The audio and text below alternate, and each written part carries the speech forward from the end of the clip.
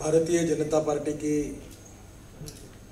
ज्येष्ठ नेता सांसद आदरणीय सुमित्रा महाजन जी, गोपाल जी, राजशेखर जी,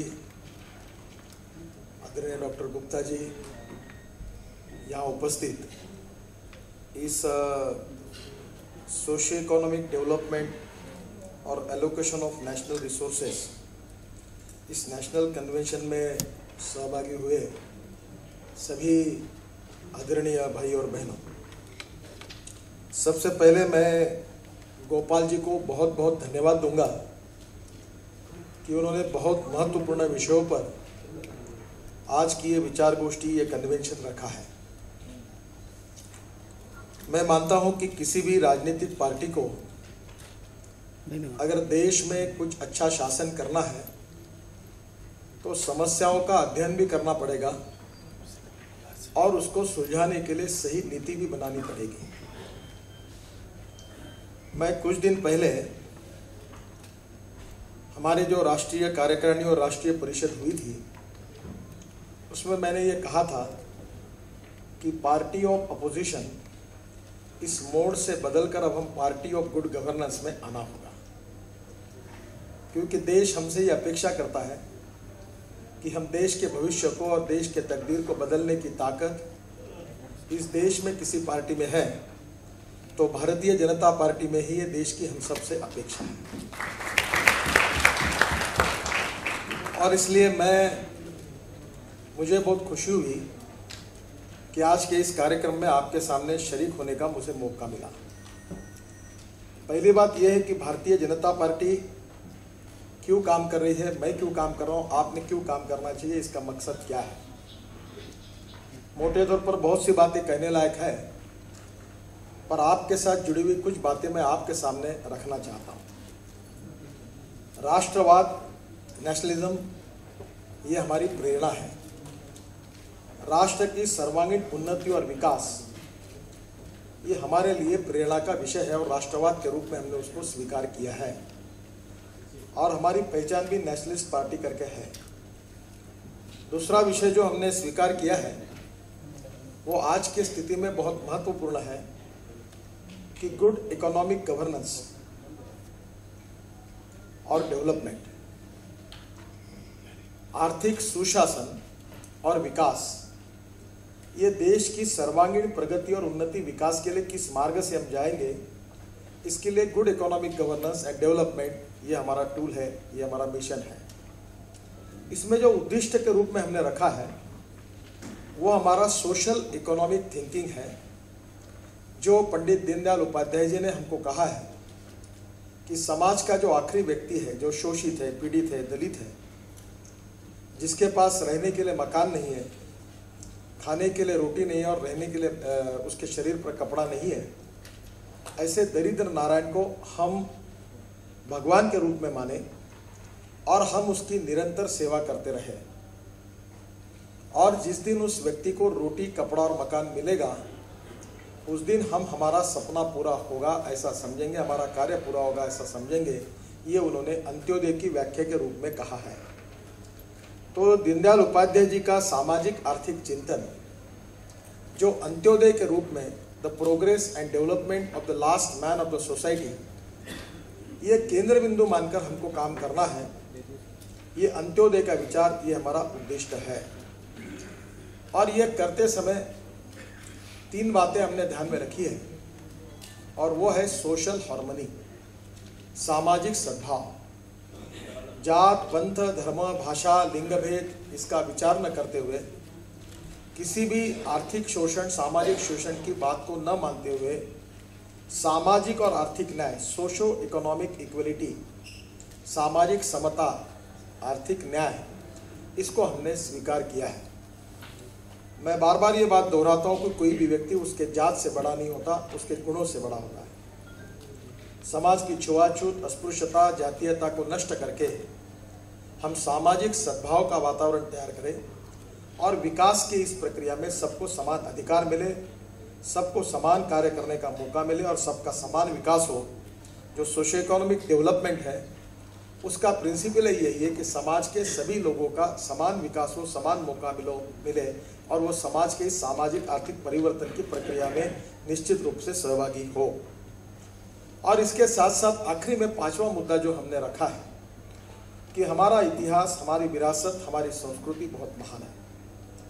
हमारी शैक्षणिक और सामाजिक व्यवस्था जो मूल्याधिष्ठित आधारित है वो पूरी दुनिया के आकर्षण का केंद्र बना हुआ है। मैं याद करूंगा, बीच में मैंने किताब पढ़ी थी, 5 थोर लोगों के भाषण उसमें थे। मार्टिन लूथर किंग का था, नेल्सन मंडेला का था, उसमें चर्चिल का था, उसमें स्वामी विवेकानंद जी का शिकागो में जो भाषण हुआ वो भी था। स्वामी विवेकानंद जी ने अपने शिकागो के भाषण में जो कहा था, उन्होंने कहा कि मैं आपके पास ये कहने के लिए नहीं आया हूँ कि मेरा धर्म श्रेष्ठ है, मैं आपके पास ये भी कहने के लिए नहीं आया हूँ कि मेरा भगवान श्रेष्ठ है, मैं आपको ये कहने के लिए आया हूँ कि आपका भी धर्म, आपका ही भगवान उतना ही श्रेष्ठ है जितना मेरा भगवान और मेरा धर्म श्रेष्ठ है। और आगे उन्होंने विश्व बंधुत्व का विचार रखा और संस्कृत में एक सुभाषित है कि आकाशात पतितम तोयम यथा गच्छति सागरम सर्वदेव नमस्कार केशवम प्रति गच्छति।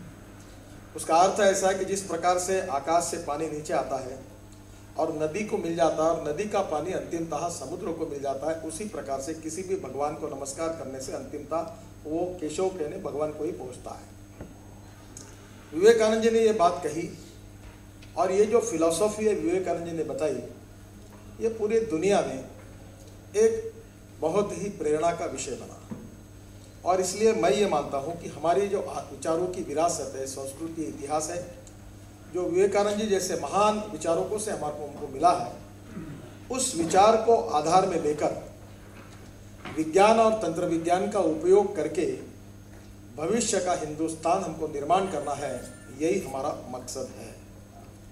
हम क्या करना चाहते हैं? हम भय, भूख, आतंक, भ्रष्टाचार और महंगाई से मुक्त हिंदुस्तान निर्माण करना चाहते हैं। हम सुखी, समृद्ध, संपन्न, शक्तिशाली हिंदुस्तान निर्माण करना चाहते हैं। और इसके लिए 1967 में पंडित दीनदयाल उपाध्याय जी ने कालीकत के अधिवेशन में जो कहा था, वो आज हम फिर उसी बात को लेकर आगे जा रहे हैं। उन्होंने कहा था कि वॉर अगेंस्ट पॉवर्टी, गरीबी के खिलाफ हमको लड़ाई लड़नी है। बहनों और भाइयों, मैं विश्वास के साथ कहना चाहता हूँ कि हमारे देश में we are a rich nation with a poor population. हमारा देश धनवान है पर हमारी जनता गरीब है। इसका सबसे बड़ा कोई कारण है तो wrong economic policies, bad and corrupt governance, visionless leadership, not taking decisions and no commitment with the society, country and the poor man. और ये बातों को ध्यान में लेकर भारतीय जनता पार्टी सुखी, समृद्ध, संपन्न, शक्तिशाली हिंदुस्तान का निर्माण करना चाहती है। मेरे मन में दृढ़ विश्वास है और इतिहास के आधार पर मैं आत्मविश्वास के साथ आपको ये बात कहना चाहूँगा। आप सबके सहयोग से, हमारे सबके प्रयासों से मेरा विश्वास है कि हम देश का उज्जवल भविष्य बना सकते हैं। और इसलिए मुझे याद है कि 18वीं सदी जो थी हमारे देश के इतिहास में, ये सब जगह मुगल सल्तनत का बोलबाला था। 19वीं सदी जब आई तो अंग्रेज एक सुपर पावर करके दुनिया के सामने आई, सब तरफ यूनियन जैक दिखने लगा। और जब 20वीं सदी आई तो अमेरिका एक सुपर पावर करके पूरी दुनिया के सामने आई। 21वीं सदी जो है वो इंफॉर्मेशन टेक्नोलॉजी की है, बायोटेक्नोलॉजी की है, वो हिंदुस्तान की है, भारत की है, हम सब की। क्योंकि हमारे सॉफ्टवेयर के क्षेत्र में पूरे दुनिया में, मैं चाइना भी गया था, जर्मनी भी गया था, जापान भी गया था, सब देशों में जब जाता हूँ तब विदेशियों से जब मिलता हूँ तो जब सॉफ्टवेयर इंजीनियर्स के इंटरव्यू करते हैं तो पहले बार वो लिस्ट देखते कि इसमें इंडियन कितने, उनको सिलेक्ट कर देते। मुझे एक जापान के उद्योगपति ने पूछा था कि मिस्टर गडकरी, मुझे बताओ कि आपके हिंदुस्तान के सॉफ्टवेयर इंजीनियर्स इतने होशियार कैसे हैं, क्या उनके शरीर में कोई मैथमेटिक्स के जीन्स है? तो मैं बहुत खुश हुआ और मैंने उनको बहुत अच्छा भाषण दिया कि अमेरिका में 10 डॉक्टर में से 4 डॉक्टर भारतीय संस्कृति, इतिहास में, वनडे क्रिकेट में जैसे बैटिंग की जाती है वैसे 2020 की बैटिंग में करा। उन्होंने एक गुगली बॉल डाल के मेरी विकेट उड़ा दी। जब उन्होंने मुझे पूछा कि Mister Gadkari, when you have everything then why your country is poor. तो ये कहने के बाद मैंने कहा your food is very nice. तो उन्होंने कहा no no no, don't divert this subject, please tell me why your country is poor. और मैं जब जवाब नहीं दे रहा था तो उस व्यक्ति ने जो कहा वो हमारे लिए बहुत सोचने लायक है। उन्होंने कहा कि India is not a poor nation, it is a poor manage nation. और मुझे लगता है कि ये पुअर मैनेज जो है इसको सुधारना ही हम सबका मकसद है। ये सोशो इकोनॉमिक डेवलपमेंट कैसी होगी? डेवलपमेंट के दो इंपॉर्टेंट सेक्टर्स हैं। समय की कमी है इसलिए मैं फास्ट लेके जा रहा हूँ, क्योंकि कुछ सभी विषयों का स्पष्टीकरण देना संभव नहीं होगा, पर इसको सबको हम लोग डॉक्यूमेंटेशन इसका कर रहे हैं, आपका भी इसमें सहयोग चाहिए। हमारे डेवलपमेंट के दो क्षेत्र है, एक है इंडस्ट्री, इंपॉर्टेंट सेक्टर जो है इंडस्ट्री, और दूसरा एग्रीकल्चर। इंडस्ट्री को अगर डेवलप करना है तो चार बातें जरूरी है: water, power, transport and communication.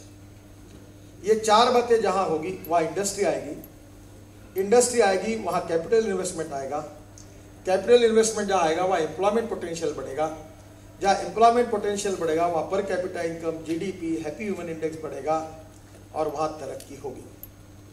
अब लघु उद्योग है, मीडियम उद्योग है, हैंडलूम है, हैंडीक्राफ्ट है, उद्योग के अनेक प्रकार है, एजुकेशन, स्किल एजुकेशन है, हॉस्पिटलिटी के कोर्सेस है, प्रोफेशनल व्यवसाय विमुक्त तांत्रिक शिक्षा है, hundreds of thing related with the subject. Airports है, रोड्स है, वाटर ट्रांसपोर्ट्स है, वाटर है, सभी है। और ये अगर ठीक से इसका नियोजन नहीं होगा तो इंडस्ट्रियल डेवलपमेंट नहीं होगा। पर एक बात मैं आपको कहना चाहूँगा, महात्मा गांधी जी ने अपने जीवन में ये कहा था कि we want maximum progress, development with the maximum number of people. Masses में जब काम होगा और उत्पादन अधिक बढ़ेगा तो वो सही आर्थिक नीति होगी। दुर्भाग्य से 47 के बाद हमारी नीति ये रही कि सरकार ने होटल्स खोले, एयरपोर्ट खोले, रेलवे स्टेशन खोले, एक्सप्रेस, सभी रोड, बिजली, सब, नोटों के फैक्ट्री से लेकर सुई बनाने तक, मेडिसिन से लेकर होटल तक, सब में सरकार आई। मैंने मुंबई यूनिवर्सिटी के एक इकोनॉमिक्स के प्रोफेसर को एक सवाल पूछा कि मुझे ऐसी जानकारी दो कि 47 के बाद देश में पब्लिक सेक्टर और गवर्नमेंट सेक्टर में कितनी इन्वेस्टमेंट हुई है और उसमें से अभी कितनी इन्वेस्टमेंट डेड हुई है, कितनी जिंदी है। उन्होंने अंदाज से मुझे बताया कि राज्य सरकार और केंद्र सरकार मिलकर आज तक देश में सरकारी कंपनी और गैर सरकारी कंपनियों में 5,60,000 करोड़ की इन्वेस्टमेंट हुई। ये उन्होंने बताया आंकड़ा, मेरे पास इसका आधार नहीं है। उसमें मोटे तौर पर उन्होंने कहा कि 85 to 90% इन्वेस्टमेंट डेड हो गई। अब गवर्नमेंट का काम है पॉलिसी बनाना, गवर्नमेंट का काम व्यापार करना नहीं है।